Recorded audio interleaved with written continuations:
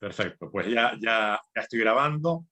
Eh, Muchas gracias, Anelio, por estar aquí conmigo en mi segunda entrevista en este canal de YouTube que he decidido abrir para hablar de libros que me gustan, ¿no? Para un poco también con el afán de realizar otras cosas, de hacer actividades que llenen el alma, ¿no? Estamos metidos en la rutina, en las prisas, en el estrés, en las obligaciones. A veces tenemos la sensación de que se nos va la vida y es importante, creo yo, encontrar, o por lo menos para mí es importante, encontrar espacios que como digo, pues ayuden a alimentar el alma y también donde evitar un entretenimiento fácil, simple, ¿no? Que cada vez está ocupando más terreno hoy en día, también con esto de las redes que también promocionamos, ¿no? Porque esto va a ser colgado en redes, ¿no? Bueno, yo encuentro ese alimento en los libros, para mí es una forma de comprender el mundo, de estar en el mundo, de ver cómo nos relacionamos con quienes nos rodean, y creo que tu libro, Historia Ilustrada del Mundo, tiene mucho de eso, ¿no? Tiene mucho de comprender tu entorno, tu historia y la gente que te rodea, ¿no? Anelio Rodríguez Concepción, eres escritor, canario, como yo, de las Islas Canarias, tú de la isla de La Palma. Tienes 10 libros publicados entre relato y novela, 2 premios de relato.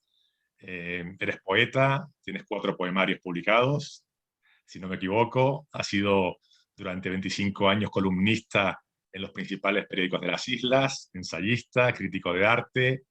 Dirigiste la revista cultural La Fábrica, miscelánea de arte y literatura.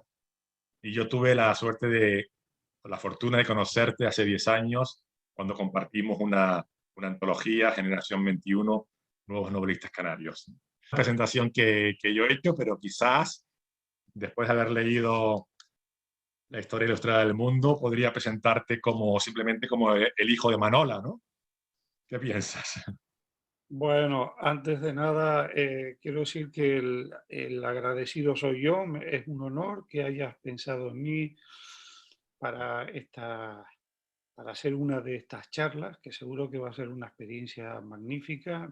Digo que estoy convencido de que estás iniciando un camino muy largo y muy interesante. Em, pues sí, quizás la mejor manera de presentación sería la de llamarme el hijo de Manola. Soy el hijo de Manola. Es verdad, soy escritor, soy profesor, una persona muy curiosa, que lee mucho, escribe mucho y Y sí, lo de hijo de Manola creo que me va como anillo al dedo, porque mi madre era una persona muy especial, eh, era, tenía un encanto especial, era una mujer intuitiva que las veía venir de lejos y las cogía al vuelo todas. Y lo más importante, tenía una visión del mundo basada en la capacidad de reírte de todo lo que en apariencia es importante, e incluso de, bueno, todavía mucho más de aquello que fuera rimbombante, ¿no? Y una capacidad de compasión y de comprensión de las debilidades humanas muy grande. Y eso ha influido en mi vida seguro, seguro. Qué bien. Sí, me creo todo lo que dices porque, bueno, te he presentado así como el hijo Manola porque este es un libro peculiar en el que no es una novela, no es un libro de relatos, es un libro de semblanzas de personas de tu familia, ¿no? Y yo lo leí yo sé que no es tu último libro, has tenido libros posteriores, pero yo leí este libro hace 2 años y me gustó muchísimo, lo reseñé, lo comentamos, y por eso quise traerlo aquí, ¿no? Porque es un libro que a mí me dejó huella y me gustaría que los libros que yo comentara en este canal pues fuesen libros que me dejaran huella, ¿no? Entonces, quería preguntarte cómo surgió la idea, ¿no? ¿En qué momento? Porque tú hablas de personajes absolutamente anónimos, de personajes normales y corrientes, aparentemente, ¿no? Pero que los conviertes en héroes literarios prácticamente, en héroes, en heroínas, ¿no? Entonces, ¿en qué momento, observando a tu familia, te vino a la idea de que querías escribir un libro tan peculiar y tan especial como este? Bueno, cuando yo era adolescente, cuando era niño, mi padre me entregó, fue un traspaso de poderes muy interesante, me entregó sus dos cámaras fotográficas. Mi padre era un gran aficionado, él era contable y gerente de una empresa del puerto de Santa Cruz de la Palma, pero era un gran lector, a él le debo la afición por las letras, sin duda alguna, y era un gran aficionado a la fotografía y al cine amateur. Tenía una cámara Bolex suiza magnífica, no de Super 8, de 8 milímetros anterior, ¿no? Que usaba ya en los años 60.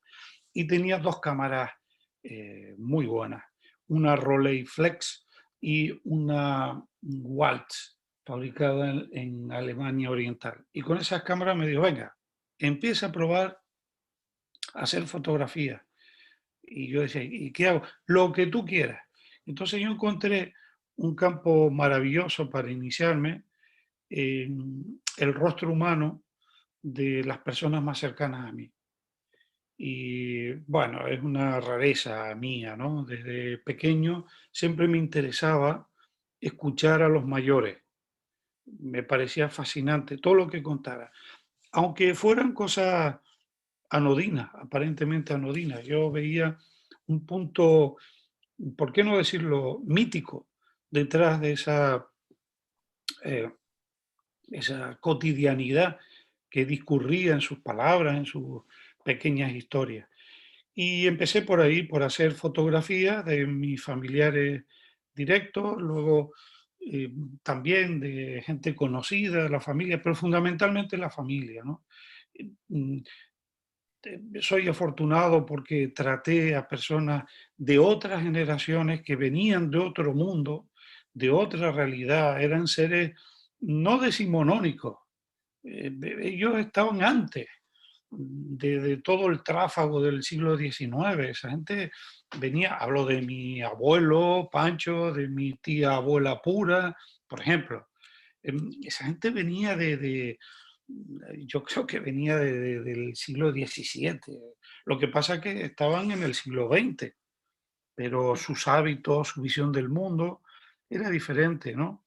Yo me crié ya con la televisión, con el televisor, y ellos, que lo conocían perfectamente, el mundo del televisor, no estaban en esa onda. Ellos estaban en la onda de la transmisión oral, de la cercanía física, del- del- de las relaciones directas, ¿no? Y a mí me fascinaba aquello. Era una gente, además, con un encanto especial. Tenían un gancho, ¿no? En su manera de mirar, en su manera de reírse de todo, ¿no? Eso te ayuda porque te enseña a, a ver el lado humorístico de todo, ¿no? Porque, ojo, el humor no es solo el jiji, jaja, no es la carcajada. El humor, el significado primigenio de la palabra humor es líquido caliente que está dentro del cuerpo. Eso es lo que significa humor, ¿no? Y bueno, el sentido del humor es el sentido de con las entrañas, ¿no? De saber exprimir las entrañas, de que salga ese líquido caliente de dentro.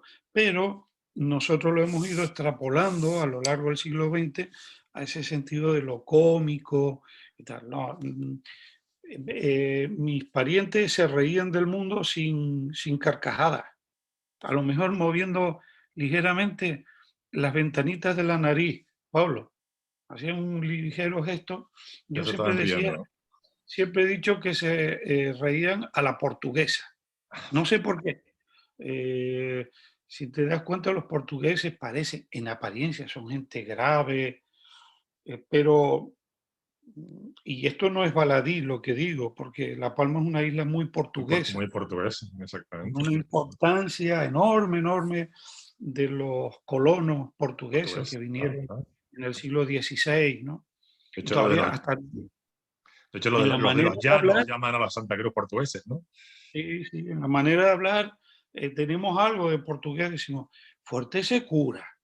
Eso Ujú. es portugués total, en la entonación y en el uso de la palabra secura, que es sed en portugués.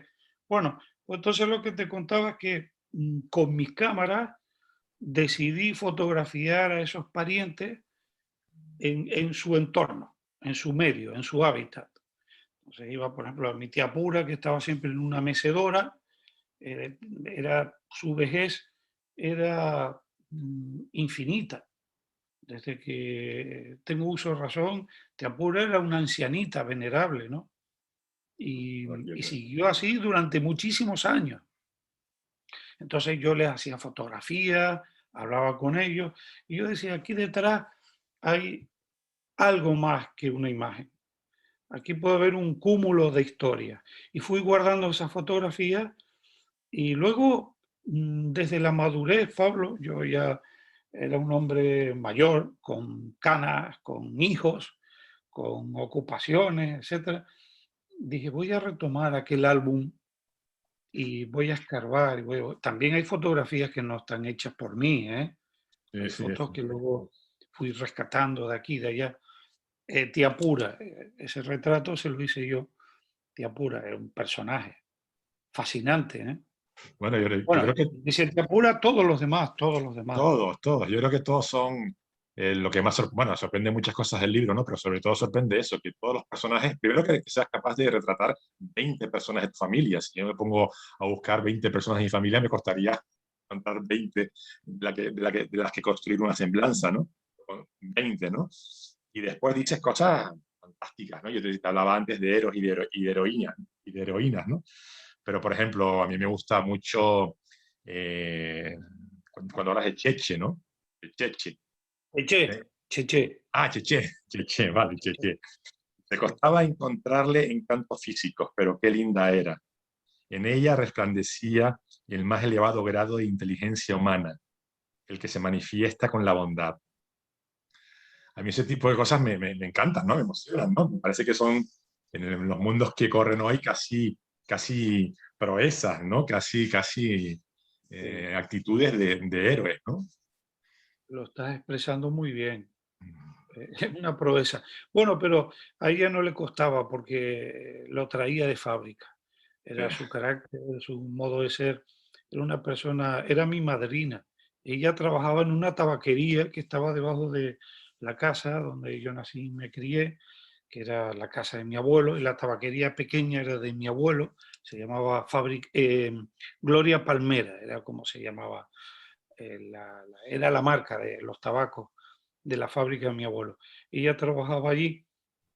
Hay una historia muy curiosa y es que mi madre había sufrido 2 abortos naturales y, y se queda embarazada de nuevo, ¿no?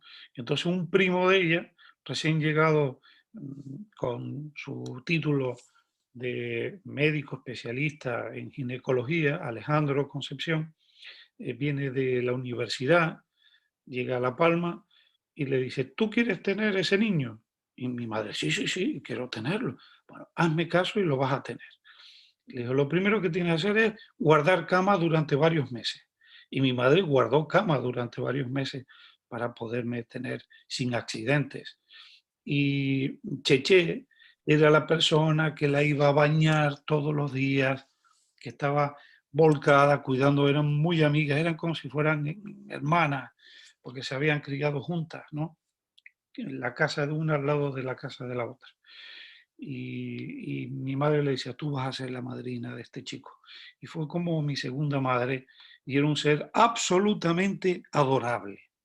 Y es de estas personas imprescindibles, son imprescindibles, son las personas que le dan sentido a la vida, ¿no? La simple cercanía con ella, al estar cerca de Cheche, te alegraba el día. Eh, Siempre estaba de buen humor, estaba llena de endorfinas. Mi madre también era así, ¿eh? personas llenas de endorfinas, no sabían lo que era la tristeza. Hombre, pasaban malos momentos, como todo el mundo, pero siempre le buscaban el lado positivo a las cosas, ¿no? Sí, Y eran muy buena gente. escuchaba y me acordaba de un ensayo que leí hace tiempo de José Antonio Marina, en el que hablaba de la inteligencia humana, ¿no? Y decía que la inteligencia humana no era inventar o construir bombas sofisticadas, sino que era la Mm, capacidad de amar al prójimo, ¿no? Y, sí, y bueno, efectivamente eso es mucho de inteligencia. Me gustó también mucho la tía Charina. La tía Charina tiene una foto preciosa de ella en el libro, con una mirada completamente iluminada, ¿no? Aunque no se ve el color de los ojos, pero tú los describes perfectamente como ojos que rielaban verdes, ¿no? mm, Y, y después también describes la manera en que cocinaba, que le dan ganas de ir a casa de la tía Charina a probar todo lo que cocinaba ella, ¿no? Y después en ese relato hay una frase que fue una de las frases que más me impactó de todo el libro, que es la que dice, creo que era Tío Kiko, que dice, benditas mujeres del subdesarrollo franquista. Y sí. quería preguntar sobre esa Él frase. hablaba de esas mujeres. Aquí me gustaría puntualizar una cosa. Yo creo que en Santa Cruz de la Palma, bueno, en La Palma en general, hemos vivido una realidad con el tema de la mujer, ¿no? Muy peculiar, porque hubo mucha emigración en el siglo XIX y en la primera mitad del siglo XX, sobre todo de hombres que se iban a América a buscarse la vida, a ganar un dinerito para mandarlo para acá y tal. Y muchas mujeres se quedaron en casa, ¿no? En La Palma, en la isla. Y yo siempre digo que nosotros venimos de matriarcados puros y duros. Los hombres son un poco los noveleros buscavidas y las mujeres son las que tiran el ancla y le da un sentido a todo, ¿no? Al espacio en el que estás y al tiempo que vives. Y en mi casa, es verdad que mi padre era el que ganaba un sueldo, salía todos los días, trabajaba por la mañana, por la tarde, incluso por la noche, haciendo contabilidades. Pero la que mandaba en mi casa era mi madre, sin necesidad de dar órdenes. Ella nunca decía, hay que hacer esto, no hacía falta. Ella era la que orientaba todo giraba en torno a ella. Y lo mismo yo percibí que ocurría con mis dos abuelas. Ujú. Una se llamaba Lola, la mujer de mi abuelo Anelio, y la otra Paulina, la mujer de mi abuelo Pancho. Ellas realmente eran las que gobernaban en el sentido completo de la palabra, ¿no? Qué bueno. Y Ujú. bueno, eso de las benditas mujeres del subdesarrollo franquista, pues te ha dicho todo. Sí, totalmente. Benditas mujeres, salvadoras, Además, bueno, lo vemos en todos los perfiles, ¿no? Todos los perfiles sí, de las señoras, de las mujeres que aparecen. Vemos esas sí, mismas en una características, época ¿no? en que había que apretarse el cinturón, que había miseria de todo tipo, Mm. moral y también de la otra, de la económica, ¿no? Y ellas estaban ahí salvando el tipo y manteniendo un orden necesario para crear una armonía en el mundo. No hablo ya de la familia, no hablo ya de la casa en sí o, de, o del entorno inmediato, sino hablo en general de todo, ¿no? Iluminando el mundo con su sola presencia y con su capacidad de mando y su sagacidad para ver dónde estaba lo bueno y lo malo de la vida, ¿no? De dónde teníamos que huir y hacia dónde teníamos que orientarnos. Hay una frase también que dice una de esas mujeres, en este caso la abuela Paulina, sobre los hombres. Uh -huh. Dice, abuela Paulina, había aprendido a calibrar la debilidad de los varones según la manera como exhiben la rudeza del carácter, o mejor, según la manera como disimulan los arrebatos de ternura. Me parece también Sí, una frase que subrayé y que leí varias veces y, bueno, es otra peculiaridad también, es una peculiaridad de los hombres, ¿no? Sí, detrás de su apariencia de dureza, pues está la debilidad absoluta. Eso lo ves perfectamente cuando asistes a un parto. Yo estuve en el parto de mi hija, bueno, de mi mujer, dando a luz a mi hija, y es una cosa abrumadora e impactante. Ahí te das cuenta de la enorme fuerza de la mujer, el sexo fuerte, o sea, ese término, el sexo débil, es totalmente erróneo. El sexo fuerte es la mujer y el sexo débil es el hombre. Estoy convencido, pero desde pequeño, vamos, es que lo he visto siempre, ¿no? Sí, por lo menos creo yo, estoy pensando también en gente cercana a mí, que tienen una manera más estable o más fuerte de afrontar las dificultades. El hombre, bueno, por amor, por temas sentimentales, temas familiares, temas así no económicos, sino otro tipo de problemas que puedan surgir. Y yo siempre veo a la mujer como más fuerte, ¿no? Más valiente, que afronta con mayor entereza. Y Sí. pensando en personas cercanas, ¿no? Eh, Antes hablaste de la mirada del niño que tú eras y que te gustaba observar a las personas mayores y escucharlas, ¿no? Yo tenía una de las preguntas que te quería hacer, no sé si a lo mejor me repito. Bueno, ya lo dijiste, ¿no? ¿Cómo era la mirada de ese niño? Ya lo contaste antes, ¿no?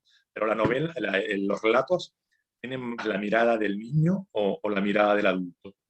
Lo escribes como adulto, pero recuerdas una época de tu niñez. ¿Qué ha Muy prevalecido interesante, ahí? muy interesante la pregunta. Yo creo que están las dos, confluyen. Y ahí está la magia de ese librito que le gusta a todo el mundo. ¿Sabes? Mira, ese libro, oh, gracias Pablo porque me estás ayudando a desentrañar uno de los misterios que tenía el libro. Yo siempre decía que fui escribiendo el libro poco a poco y tenía claro que no podía ser un libro muy largo, Ujú. tenía que ser un libro corto porque los textos son muy intensos. Tú no puedes saturar de intensidad un volumen porque llega a pesar demasiado en las manos, ¿no? Y corres el peligro de que se le escurra de las manos al lector. Entonces, eh, es verdad, yo creo que ahí está una de las gracias del libro, que confluye la mirada del niño con la mirada del adulto. El adulto ha vivido, tiene un rodaje, el niño no, el niño es pura intuición, lleno de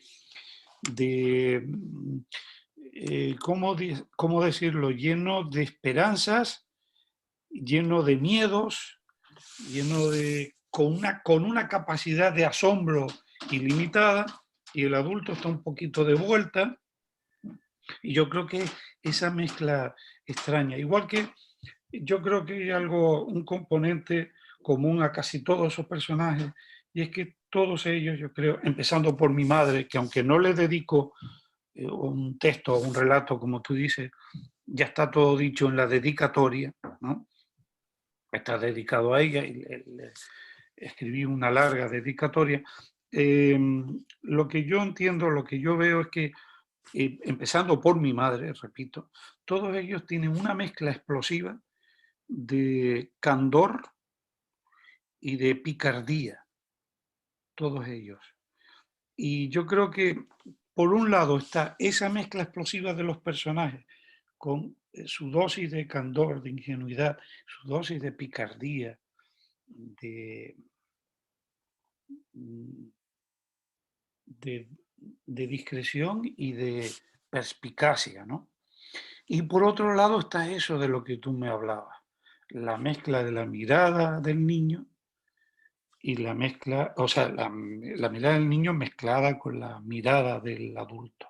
Yo creo que ahí están las dos claves de este libro, que por eso ha sido una sorpresa. Mi mujer me decía, pero ¿a quién le va a interesar? Porque yo me fío mucho del criterio de mi mujer, que es una gran lectora. Ella es filóloga y es profesora y una grandísima lectora. No escribe, pero lee muchísimo, muchísimo. Y siempre me fío de sus consejos, apreciaciones, ¿no? Y ella me decía, ¿y a quién le va a interesar este libro? Es tan personal, pero yo sabía que no, que el libro podía tener punch, ¿no? Y así fue, así De fue. hecho, yo lo recomendé mucho en el 2018, creo, lo recomendé mucho, lo recomiendo otra vez ahora mucho porque los libros no vencen. En Y la península, ¿eh? en la península se ha vendido muchísimo y se ha Sí, leído, sí, sí. es Bueno, milagroso, ¿eh? estás editado por Pepestos, ¿no? Por una editorial muy buena. Y bueno, yo a quien se lo recomendé y lo compró y lo leyó, a todo el mundo le encantó. A todo el mundo le encantó. Yo lo he vuelto a leer ahora la semana pasada otra vez para preparar la conversación y me ha vuelto a encantar exactamente igual que cuando lo leí hace unos años. No solamente es un libro sobre tu familia, hay muchas más cosas detrás, ¿no? Porque tú, evidentemente, como ya dijiste al principio, explicas una forma de vida, ¿no? Yo había apuntado aquí algunas palabras de algunos que has hablado, ¿no? Hay una, una gran importancia de la pobreza, ¿no? O sea, la pobreza está muy presente, la pobreza de aquellos años en La Palma, ¿no? Es Ujú. recuerdas, me imagino, ¿no? Todas esas situaciones, evidentemente, ¿no? Claro, es que, como yo les digo a mis alumnos, ustedes realmente han conocido hasta ahora, porque ahora, bueno, con las circunstancias eh, de la crisis del 2008 y luego todo lo que vino después, y ahora con lo del COVID, pues van a vivir otra realidad, ¿no? Yo les digo, ustedes están acostumbrados a tener varios pares de zapatos, de tenis en casa, pero mi generación viene de otra cosa, ¿no? Teníamos unos tenis, nos los poníamos todos los días, jugábamos con ellos hasta que se rompían literalmente, ¿no? No venían los otros. Y luego teníamos unos zapatitos para algún hecho, digamos, que revestía cierta gravedad, ¿no? El zapato del domingo, de los domingos. Y mis padres y mis abuelos pues, bueno, todavía lo habían pasado mucho peor de lo que yo lo pude pasar. Yo no lo pasé mal, vamos a ver, al contrario, no me quejo de eso, ¿no? Pero mis abuelos, mis padres, mis bisabuelos, mis tatarabuelos, eso sí, esos venían de pasar las canutas, ¿no? Y ahí hay el vivir el día a día sin ese margen de confort que nosotros hemos disfrutado, ¿no? Y seguimos disfrutando, afortunadamente. Hablo de Canarias a día de hoy, la mayoría de los habitantes de Canarias y de la parte, digamos, vamos a decir, de Europa, ¿no? Hemos disfrutado cierto margen de confort en general. Me refiero a eso, a tener calzado, a tener agua corriente en las casas, a tener luz eléctrica, a tener un teléfono móvil o, en fin, a tener cubiertas las necesidades básicas. Pero esa gente venía de otra realidad, ¿eh? Sí, No se tenían ve. cubiertas todas las necesidades. Y eso los iba, era una forma de aprendizaje para enfrentarte al mundo y a los retos de la vida, ¿no? Por eso son también eh, personajes. Son personas y al mismo tiempo personajes. Se mitifican. Ese tipo de lucha por la supervivencia los mitifica.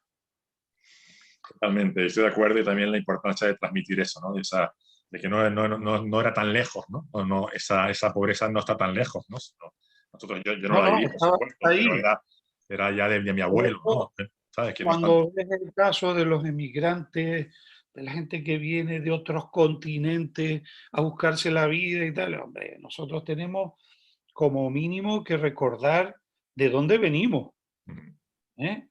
Es que nosotros, si no llega a ser por América, y hablo en concreto de Canarias, pero sé que lo mismo ocurrió, por ejemplo, en Galicia, En ¿no? Galicia, en Asturias, o Y en Andalucía, es que España bueno, y Canarias, ¿no? Hemos dependido de la emigración, de buscarnos la vida en otros sitios donde pudiéramos de alguna manera salvar a la familia, ¿no? Y es lo que y ocurre se, con la gente que vive.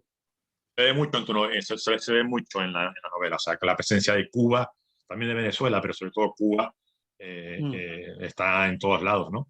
sí, Hay una anécdota que cuentas de tu abuelo Anelio y tu abuela Lola que a mí me impactó muchísimo, ¿no? Ellos estaban en Cuba y cuando surge o empieza la Segunda República en España, pues deciden regresar a La Palma, estando en Cuba, que Cuba, bueno, es una época que floreciente, ¿no?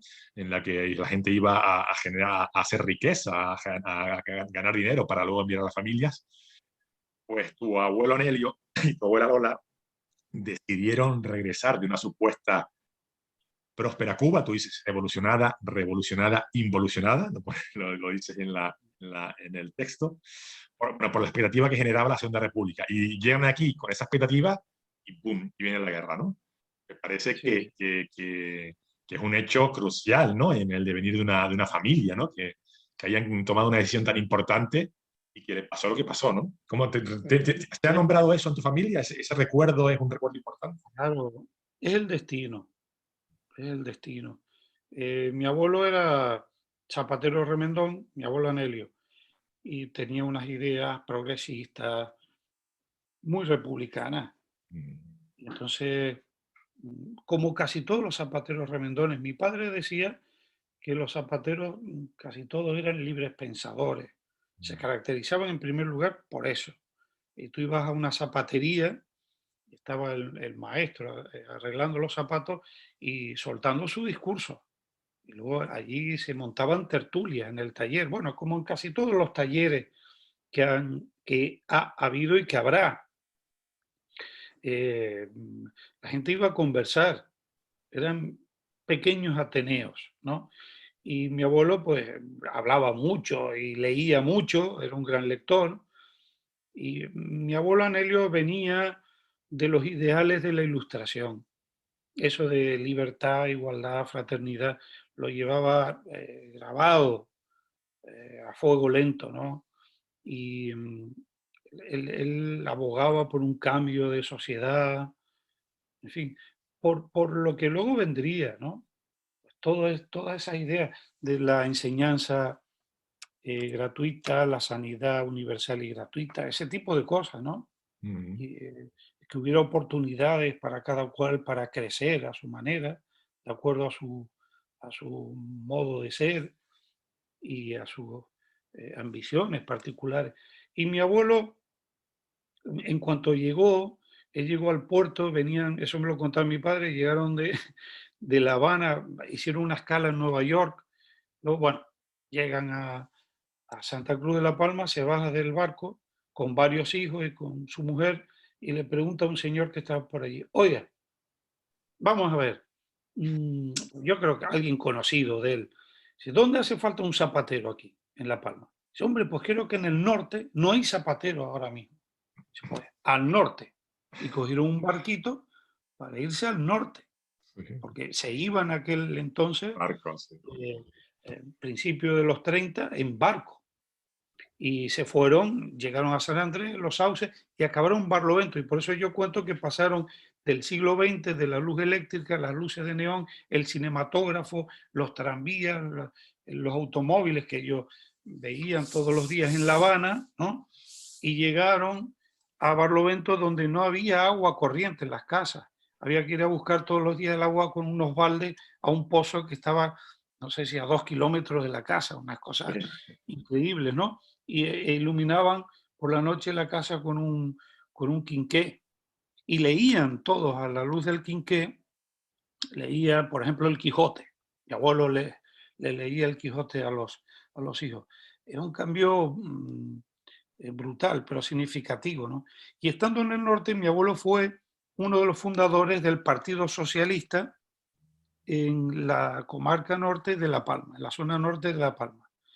Y eso en cuanto estalló la guerra, que fue poco tiempo después, pues lo pagó caro. Él estuvo condenado a muerte, no murió, hubo mucha gente condenada a muerte que no, yo no sé si por falta de tiempo o por falta de interés, los, los carceleros o los que tenían la sartén por el mango, pues no, no acabaron con la vida de mi abuelo, pero sí acabaron con la vida de algunos amigos de mi abuelo, ¿no? Y eso pues marcó. Mi padre decía que abuelo Anelio, a quien yo no conocí personalmente, murió un par de años antes de que yo naciera, mm, ya no supo lo que era dormir una noche completa. Es decir, mi abuelo, que tenía un sentido del humor muy agudo, decía que él dormía con un ojo abierto y otro cerrado. ¿Por qué? Porque él estuvo en la cárcel flotante, en las cárceles flotantes esas terroríficas, En eran Tenerife, Gabarra, en Tenerife, las Gabarras en Tenerife, por fuera de Santa Cruz, sí, en se ha escrito mucho. Tenerife, frente a Naga, a los riscos de Anaga, Bueno, y donde tiraban a los presos en exacto, sacas al fondo del mar. exacto. Eso lo vivió mi padre. Ellos se acostaban por la noche porque los tiraban por la noche, los metían en sacos. Entonces tú tenías que hacerte el dormido, tú dormías a la intemperie y oías los gritos: no, por favor, tengo hijos, yo no he hecho daño a nadie, por favor. Y de repente dejabas de oír los gritos, era porque los metían en sacas. Es una tortura, no solo era asesinato, sino también tortura a los que quedaban vivos. Y mi abuelo venía de eso, y sin embargo, cuando volvió, después de 4 años y medio, ¿qué traía mi abuelo? Traía un sentido del humor enorme, admirable. Era un tipo muy simpático. Nunca le perdió la cara al lado amable de la vida. Yo creo que ahí había una lección muy interesante. Lo mejor que puedes hacer es superar los traumas con el sentido del humor y saber afrontar eh, las dificultades, los obstáculos que te van encontrando en el camino con el sentido del humor a flor de piel. Mi abuelo, después de volver de la cárcel, tuvo 2 hijos más, tuvo 10 hijos. Era todo un personaje. Y mi abuela, qué decir de mi abuela Lola, ¿no? Que ahí se quedó con los niños. Uno de sus hijos se murió mientras mi abuelo, de la gripe, mientras mi abuelo estaba preso.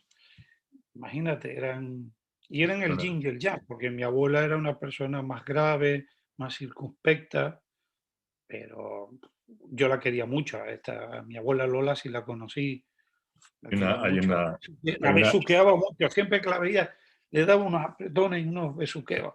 Una mujer con la cara muy arrugada y olía divinamente, era el olor de una mujer muy bregada, ¿no? El olor de la limpieza y de la seriedad, era una persona admirable. no te recuerdo. Hay una escena, ahora que lo que nombras esa, una escena de los relatos cuando ella lo va a recibir, ¿no? Cuando él viene de Tenerife, de salir de la cárcel y lo va a recibir, ¿no? Es muy emocionante la escena. Anelio, quería hacerte una pregunta sobre el estilo, ¿no? La verdad que es una delicia leerte, vas leyendo y es como si los renglones se van meciendo con la sutileza de la prosa. Es la verdad que es una experiencia literaria muy enriquecedora, ¿no? Y después tienes muchas peculiaridades palmeras, creo yo, ¿no? Claro, a todo el mundo le hace gracia los nombres palmeros, ¿no? Agracia, Adolia, Asidalia, Argólida, Catula, Cristólida, y después a otra tipología de palabras, a retranco, rebujina, cachasuda, chasqueaba, reconcomio, mamelón, descuajeringado, machangos, aguachientos, torrontudos. Todo eso es la palma también, ¿no? Sí, bueno, pero ahí hay palabras que no son exclusivas de La Palma. Por ejemplo, torrontudo. Torrontudo, yo creo que se ha usado también, por supuesto, en la península. Estoy convencido. La he encontrado en alguna novela por ahí, en algún libro. Ahora no recuerdo. Leído no hace mucho. Pues no sé si de Torrente Ballester. Bueno, no tendría nada extraño. Quizá torrontudo venga de Galicia, no lo sé. Sí, sí, sí, hay muchas que no son solamente Bueno, canarias. pero hay efectivamente hay un vocabulario muy rico, se está perdiendo, ¿sabes? Como es lógico, esas son las consecuencias, los efectos colaterales del- de la globalización, de las redes sociales, de la televisión, de esa simplificación y esa banalización de la cultura, de los recuerdos, de las opiniones, de todo se está banalizando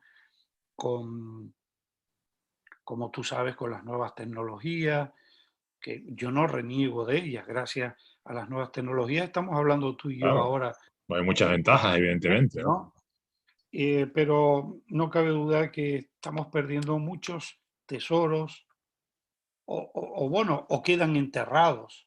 No es que los perdamos, sino los estamos enterrando, como el tesoro de la isla del tesoro. Em, y uno de esos tesoros que, bueno, nos estamos desprendiendo de ellos, uno de esos es el vocabulario, es un léxico riquísimo, muy variado. Ahora el léxico cada vez es más reducido, ¿no? Mm. Hay un mundo en las palabras. A mí me interesa mucho la sonoridad y el encanto, el poder de encantamiento que tienen las palabras.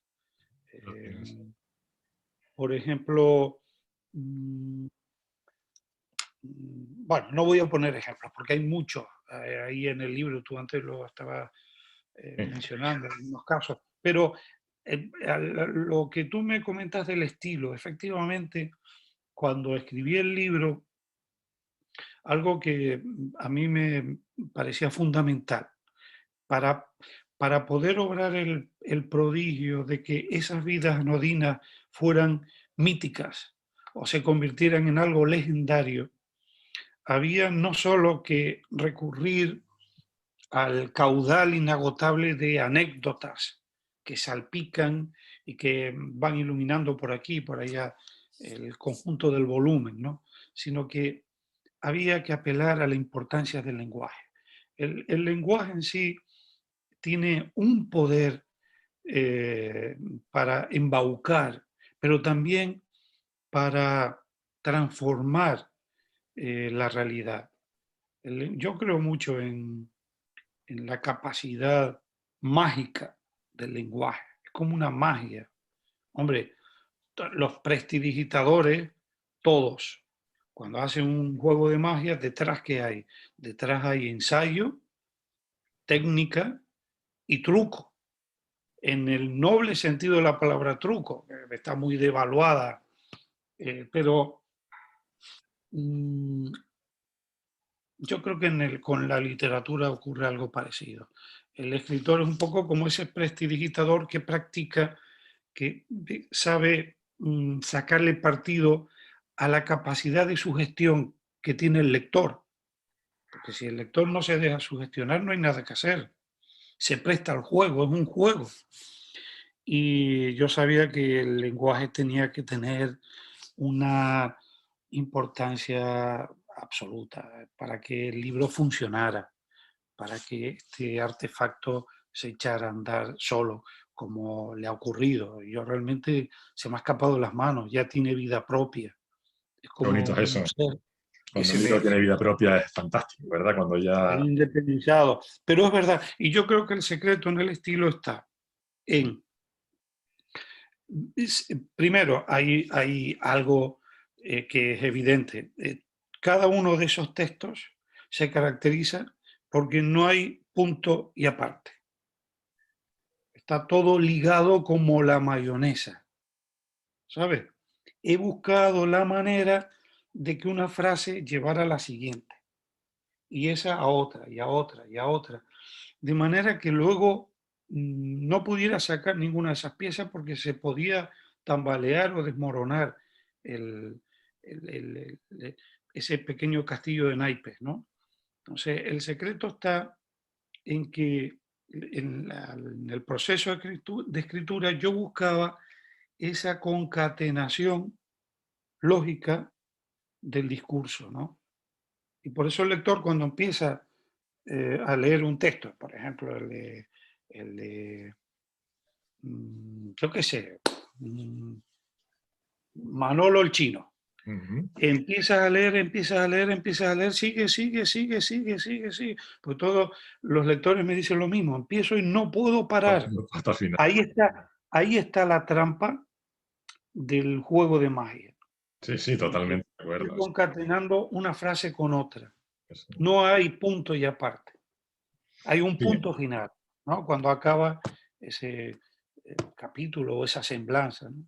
Claro, no se hace lento hace un tirón por eso que dices, ¿no? Anelio, tenemos que ir acabando ya, me gustaría hablar contigo mucho más tiempo, pero bueno, tenemos que ir cortando. Yo me quedo con bastantes preguntas que no te he hecho, pero me gustaría terminar con dos cosas, ¿no? Eh, Nuestra vida comenzó mucho antes de que nosotros naciéramos. No es una frase tuya, es una frase una reflexión que yo siempre hago, ¿no? Siempre tengo esto muy presente, que somos una sucesión de herencias que hemos ido recibiendo, ¿no? Entonces, todos los personajes de tu libro han fallecido. ¿Cuál es la herencia? Aunque un poco ya lo has comentado, ¿no? Pero ¿cuál es la herencia que te han dejado? Y me gustaría preguntarle también que también lo has respondido ya un poco, que si esa palma que retratas todavía existe o esa palma ya se perdió para. Bueno, voy a empezar por la segunda pregunta. ¿La palma que retrato ahí todavía existe? Sí, todavía existe. Eh, mm, pero ¿desaparecerá? Sí, desaparecerá dentro de poco. Todavía hay gente mayor que conserva elementos importantes de nuestra idiosincrasia, ¿no? Y no quiero aquí singularizar La Palma, yo creo que eso ocurre en todos los lugares pequeños. La Palma es una isla pequeña en la que hay 84.000 habitantes censados, creo. Santa Cruz de La Palma no llega a los 18.000 habitantes, ¿no? Hablo de sitios pequeños. Y eso yo creo que se da en cualquier lugar con estas características, ¿no? De población y de dimensiones.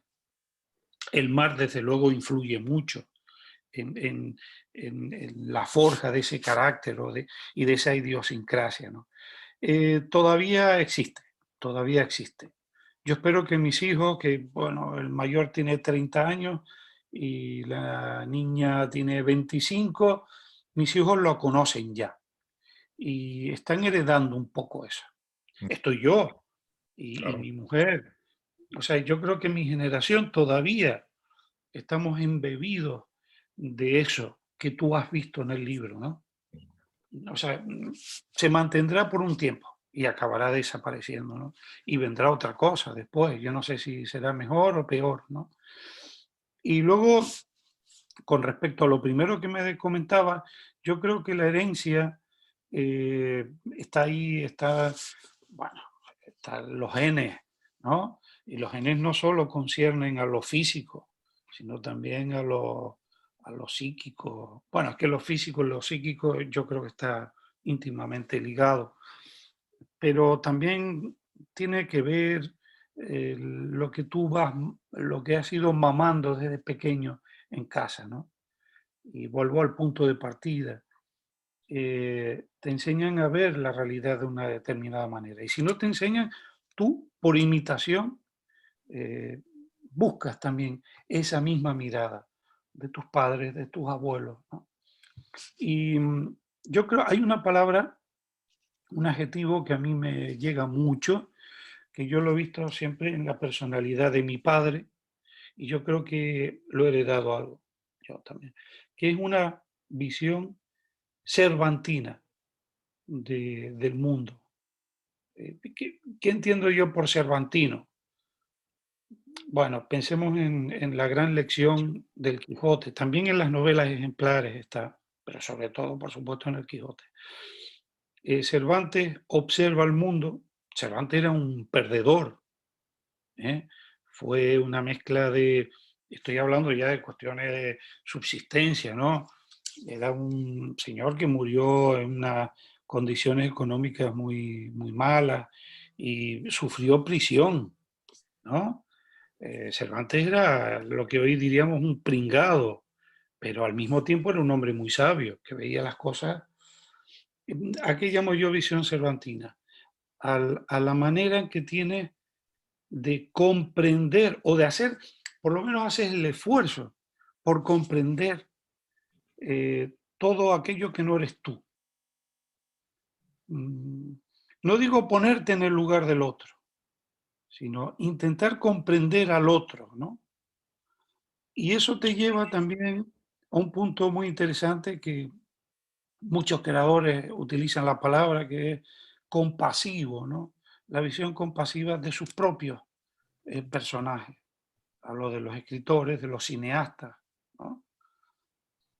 Tiene que ser capaz de comprender las circunstancias y la personalidad de este ente que puede ser real y que puede tener puede revertir literariamente en una novela, en un cuento, ¿no? Y eso yo lo heredé de mi padre y mi padre lo heredó del suyo.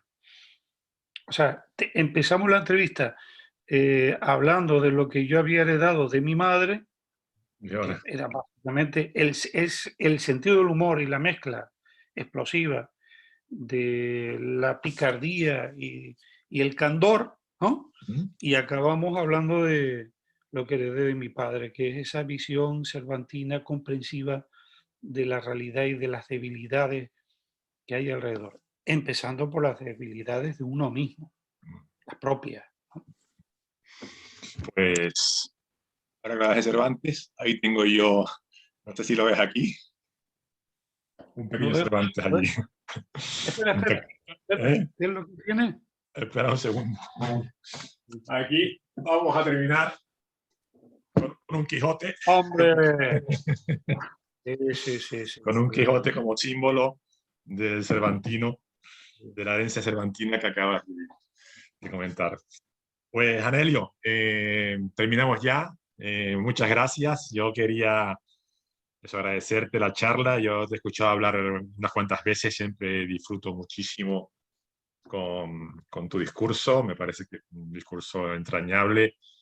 Eh, Me gustó mucho la dedicatoria que le dedicaste, que le hiciste a tu madre, ¿no? Pero dices aquí, disculpa la torpeza, pero las palabras precisas se me escapan sin remedio. Y yo creo que las palabras precisas están en toda la novela. Yo creo que esta historia, todo este libro es una dedicatoria a tu madre, que las palabras precisas que se te escaparon, no se te escaparon, están absolutamente precisas en los relatos. Así que nada, muchas gracias por estar conmigo y por aceptar esta charla, Anel. Pablo, gracias a ti. Ha sido un placer. Eres un tipo, tú hablas de entrañable, tú eres entrañable, eres muy cordial y es que parece que nos conocemos desde pequeñitos, ¿eh? Sí, siempre es la misma Y sensación, ¿verdad? cada vez que hablamos es como, bueno, nos conocemos de toda la vida, ¿no? Y así te veo y así te considero, un amigo de siempre y para siempre. O sea que un abrazo, Pablo, y muchas gracias a ti. Muchas gracias, Anelio. Y ahora me tengo que despedir, porque la otra vez no me despedí, así que me despido de todos los que sigan este canal. Y nada, espero que les haya gustado la entrevista y seguiremos el próximo, dentro de 2 o 3 semanas, con otra entrevista con otro escritor que ya estamos hablando. Así que muchas gracias a todos por estar aquí. Y gracias, Anelio. Chao. Gracias.